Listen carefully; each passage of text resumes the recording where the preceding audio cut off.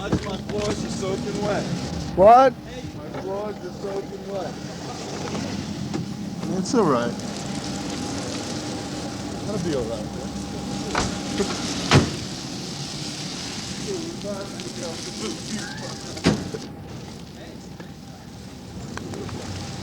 When bad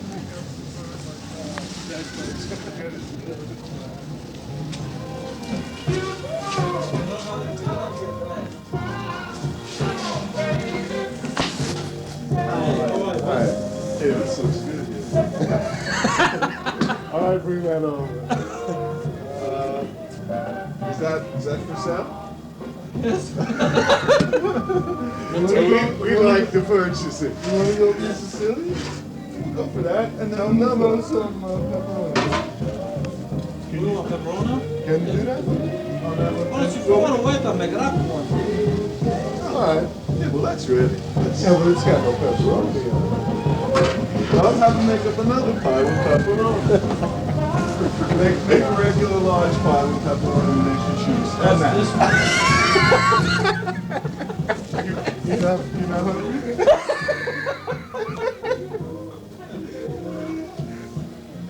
You need it, That's Ken. not too hungry, that's all, Brown. I don't think they're too hungry. You're not hungry, No. Why don't we take half of that? Half of it?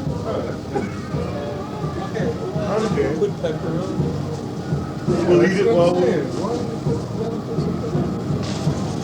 That's enough? If you want, I can put... Why don't you push that into his face? Shove it. If you want, I can put pepperoni on there, too. Yeah, do that. We'll do that and we'll just have Take that. the whole thing? Yeah. Don't listen to him. He only has the money. Oh, you used to give the advice. Yeah.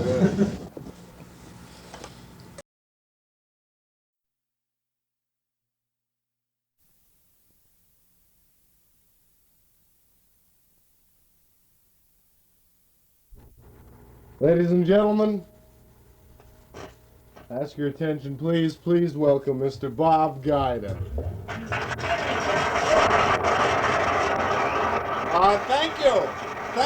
Thank you very much. It's thank you, Major Conte. Thank you, honored guests, ladies and gentlemen. It's a great thrill to me to be in front of you To tonight. us too, yeah. And I'd like tonight to give a reading of the famous book by Thea von Harbou, a passage from this book, Metropolis. Thea von Harbou, of course, was Fritz Lang's wife.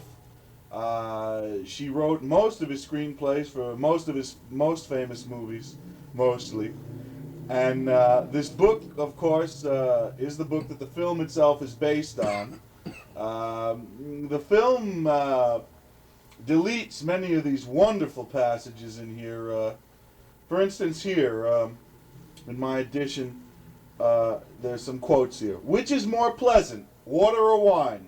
And of course the crowd answers, wine is more pleasant.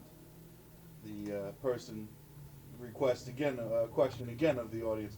Who drinks the water? The audience answers, we. Who drinks the wine? The person asks again. The masters of the machines. Meat is more pleasant. Who eats the dry bread? Who eats the meat? Anyway, this passage aside, the piece I'd like to read for you tonight comes from the portion, it's in the film where Frida, the main character, who is the son of Joe Fredersen, and has recently been ill, which you must see the movie to find out about, is visited by his friend, and he tells his friend Josephat of the illness. Now, this dream sequence is not really portrayed in the film, but here we go. I'm going to read this entire dream sequence. It's very interesting. Okay, here we go. It's page 123. I slept, Frieder went on, so softly that the other could scarcely follow his words. Then I began to dream. I saw this city, this great metropolis, in the light of a ghostly unreality. A weird moon stood in the sky, as though along a broad street this ghostly, unreal light flowed down upon the city, which was deserted to the last soul. All the houses were distorted and had faces. They squinted evilly and spitefully down at me, for I was walking deep down between them, along the glimmering street. Quite narrow was this street, as though crushed between the houses.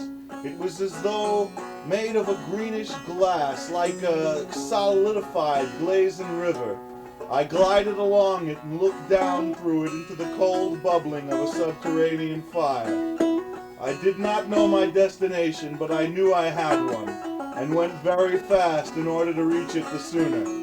I quietened my step as well as I could, but its sound was excessively loud, and awakened a rustling whisper over the crooked house walls, as though the houses were murmuring against me. I quickened my pace and ran, at last raced along, and the more swiftly I raced, the more hoarsely did the echo of the steps sound after me, as though there were an army at my heels. I was dripping with sweat. The town was alive. The houses were alive. Their open mouths snarled after me. The window caverns, open eyes, winked blindly, horribly, maliciously. Graspingly, I reached the square before the cathedral. The cathedral was lighted up. The doors stood open. No, they did not stand open. They reeled to and fro like swing doors, through which an invisible stream of guests was passing. The organ rolled, but not with music. Croaking, bawling, screeching, and whimpering sounded from the organ, and intermingled were wanton dance tunes, wailing whore songs. The swing doors, the light, the organ's witches' Sabbath, everything appeared to be mysteriously excited, hurried, as though there were no time to be lost, and full of a deep evil satisfaction. I walked over to the cathedral and up the steps. A door laid hold of me like an arm, and wafted me gustily in the cathedral. But that was as little the cathedral as the town was Metropolis. A pack of lunatics seemed to have been taken possession of it, and not even human beings at that. Dwarf-like creatures, resembling half monkey, half devil. In place of the saints, goat-like figures, petrified in the most ridiculous of leaps, reigned in the pillar niches. And around every pillar danced a ring, raving to the bawling of the music. Empty, unguarded, splintered hung the crucifix above the high altar, from which the holy vessels had vanished. A fellow dressed in black, the correct caricature of a monk, stood in the pulpit, howling out in a pulpit voice, "Repent! The kingdom of heaven is at hand!" A loud neigh answered him. The organ player, I saw him. He was like a demon, stood with his hands and feet on the keys, and his head beat time to the ring dance of the spirits. The fellow in the pulpit pulled out a book, an enormous black book with 7 locks. Whenever his fingers touched the lock, it sprang up in flame and shot open. Murmuring incantations, he opened the cover. He bent over the book. A ring of flame suddenly stood around his head. From the heights of the cathedral it struck midnight, but it was as though it was not enough for the clock to proclaim the hour of the demons just once. Over and over again did it strike the ghastly 12 in dreadful bated haste. The light of the cathedral changed color. Were it possible to speak of a blackish light, this would be the expression best applied to the light. Only in one place did it shine, white, gleaming, cutting a sharply whetted sword, there where death is figured as a minstrel. Suddenly the organ stopped, and suddenly the dance. The voice of the preacher fellow in the pulpit stopped, and through the silence, which did not dare to breathe, rang the sound of a flute. Death was playing. The minstrel was playing the song which nobody plays after him on his flute, which was a human bone. The ghostly minstrel stepped from out his side niche, carved in wood, in hat and white cloak. Scythe on shoulder, the hourglass dangling from his girdle. Playing his flute, he stepped out of his niche and made his way through the cathedral. And behind him came the 7 deadly sins, as the following of death.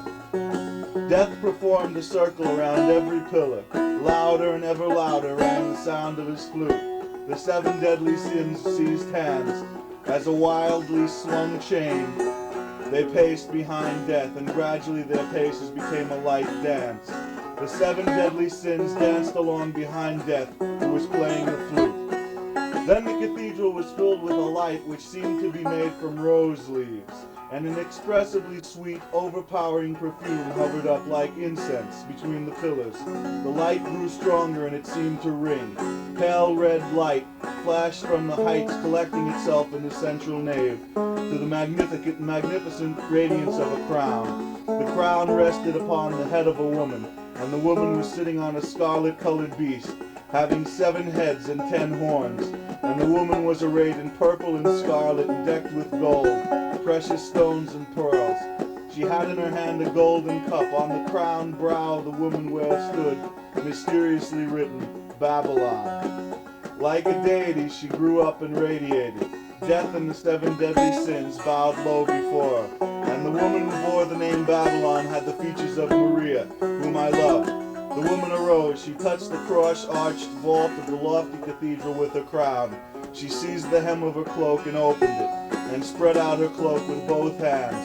Then one saw that the golden cloak was embroidered with the images of manifold demons, beings with women's bodies and snakes' heads, being half bull, half angels, devils adorned with crowns, human-faced lions. The flute song of death was silenced, but the fellow in the pulpit raised his yelling voice. Repent! The kingdom of heaven is at hand! The church clock was still hammering the wild 12 time of midnight. The woman looked death in the face. She opened her mouth. She said to death, Go! Then death hung the flute on his girdle by the hourglass, took the side down from his shoulder and went. He went through the cathedral and went out of the cathedral. And from the cloak of the great Babylon the demons freed themselves, came to life, and flew after death. Death went down the steps of the cathedral and into town, black birds with human faces rustling around him. He raised the sigh as if indicating a way. Then they divided themselves and swooped apart. The broad wings darkened the moon. Death flung back his wide cloak. He stretched himself up and grew. He grew much taller than even the houses of Metropolis. The highest hardly reached to his knee. Death swung his sigh and made a whistling cut. The earth and all the stars quivered, but the sigh did not seem to be sharp enough for him. He looked about him as though taking a seat. The new Tower of Babel seemed to suit Death. He sat on the new Tower of Babel, propped up the sigh, and took the whetstone from his girdle, spat on it, and began to wet the sigh. Blue sparks fell out of the steel. Then Death arose and made a second blow. A rain of stars poured down from the sky. Death nodded with satisfaction, turned around, and set off on his way through the great metropolis.